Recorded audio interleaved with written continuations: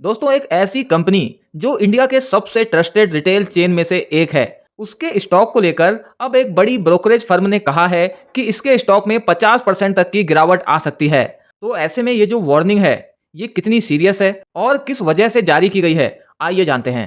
यहाँ पर जिस कंपनी की बात की जा रही है वो है एवेन्यू सुपरमार्ट लिमिटेड, जिसको हम डी मार्ट के नाम से भी जानते हैं। तो इसको लेकर brokerage firm Emkay global financial service ने सेल रेटिंग जारी की है।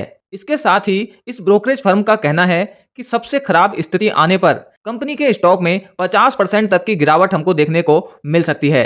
इसके साथ ही एमके ने जो टारगेट प्राइस सेट किया है वो है 3700, जो कि करंट मार्केट प्राइस से काफी लो लेवल पर है। अब वो वजह क्या है जिसकी वजह से एमके ग्लोबल ने ये सेल रेटिंग जारी की है और 50% तक की गिरावट होने की संभावना जताई है। तो देखिए, एमके ग्लोबल के हिसाब से डीमार्ट का जो वैल्यूएशन है वो काफी हाई है। कंपनी का स्टॉक अभी 70 के पीई के आसपास ट्रेड कर रहा है, यानी कंपनी के स्टॉक का प्राइस टू अर्निंग रेशियो 70 के आसपास का है, जो कि काफी हाई है। एमके का मानना है कि मार्केट इस स्टॉक को फ्यूचर एक्सपेक्टेशन के बेसिस पर प्राइस कर रहा है, ना कि आज की एक्चुअल ग्रोथ पर।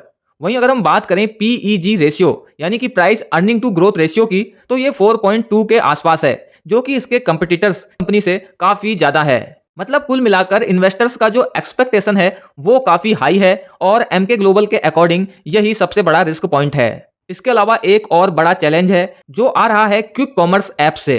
ब्लिंकिट और जेप्टो जैसी जो कंपनीज हैं वो तेजी से एक्सपेंड कर रही हैं, और अगर हम आज प्राइस गैप देखें डी मार्ट और क्विक कॉमर्स कंपनीज के बीच में, तो ये लगभग 4 से 13% के आसपास रह गया है। मतलब कि डी मार्ट में सामान अभी भी सस्ता है कंपेयर करें अगर इनको क्विक कॉमर्स से, बट पहले जो प्राइस का गैप था उसके कंपेयर में ये अब काफी कम रह गया है। लेकिन अगर हम credit card offer, bank discount और डिलीवरी की सुविधा ऐड कर दें, तो यहाँ पर जो डिफरेंस रह जाता है ये और कम हो जाता है, ऑलमोस्ट इक्वल ही हो जाता है। इसके अलावा डीमार्ट की जो ग्रोथ है वो भी स्लो होती नजर आई है। डीमार्ट की सेल्स पर स्क्वायर फुट 36,000 पर स्टक हो गई है, जो कि पहले डबल डिजिट ग्रोथ दिखा रही थी। इसके अलावा बिल कट्स पर स्क्वायर फुट ये भी 6% तक गिरा है, यानी कि फुटफॉल जो है स्टोर्स में वो कम होता नजर आ रहा है। डी मार्ट के लिए नए स्टोर्स बनाना भी महंगा हो गया है, क्योंकि कैपेक्स पर स्टोर 60% से बढ़ गया है, जिसकी वजह से ROIC यानी कि रिटर्न ऑन इन्वेस्टेड कैपिटल 13% तक स्लिप हुआ है। इसके अलावा अगर हम देखें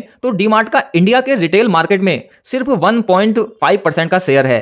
और अगर हम इसको कंपेयर करें तो देखिए, वॉलमार्ट ये लगभग डी मार्ट की जैसी ही कंपनी है, बट वो केवल स्टोर तक लिमिटेड नहीं है।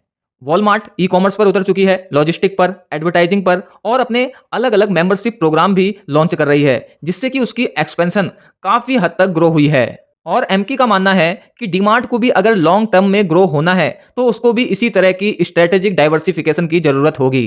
तो देखिए, ये तो एमके ग्लोबल का अपना ओपिनियन है डी मार्ट के स्टॉक को लेकर।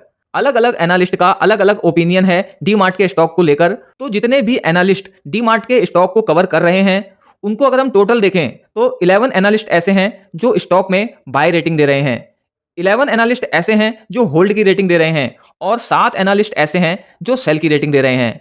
मतलब मार्केट में डिवाइडेड ओपिनियन है, ना ही स्ट्रांगली पॉजिटिव है और ना ही पूरी तरह से नेगेटिव है। तो ऐसे में सवाल ये आता है कि क्या डीमार्ट सच में एक हाई क्वालिटी बिजनेस है जो टेम्परेरी प्रेशर फील कर रहा है, या फिर कंपनी का जो वैल्यूएशन है वो सच में एक चिंता का विषय है। अगर आप डीमार्ट के इन्वेस्टर हैं तो आप इस कंडीशन में क्या करेंगे? क्या आप स्टॉक को होल्ड करेंगे, बाय करेंगे, या फिर सेल? अपना जवाब कमेंट में जरूर बताइएगा। इस वीडियो में इतना ही। जल्द मिलते हैं एक और नई वीडियो के साथ। Thanks for watching.